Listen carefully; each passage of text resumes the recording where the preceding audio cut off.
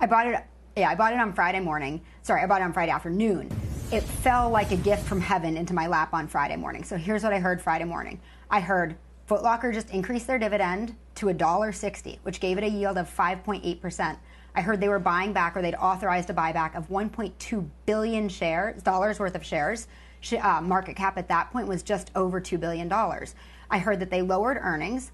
Earnings last year were $7.77. They lowered them to a range of 4.25 to 4.75. So that way more than covered the yield. So to me, I said, all right, clear the decks. Let's do some work. Let's figure out what's really going on, because the valuation alone is super compelling. And what we found was Foot Locker has clearly been a major beneficiary of the pandemic. And you see their earnings were always in that like $4 range, mid $4. They were super consistent. They ran way up during the pandemic. Shares ran up alongside them. All the analysts loved them. They all, had them at buys. They loved them at $63 a share. They loved them at $40 a share. And all of a sudden they revise numbers downwards, and we get to take a real peek. So what we found was a company that was super financially stable, trading at 6 times earnings, again with this at the point in time of 5.8% dividend yield.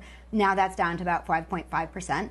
So we ended up entering into the shares in the afternoon of Friday, and it's been, I think, a really great investment and will continue to be. And it's interesting to look at the downgrades today, because there's nothing from those downgrades that is new from Friday. That's just, it takes the analyst community some time.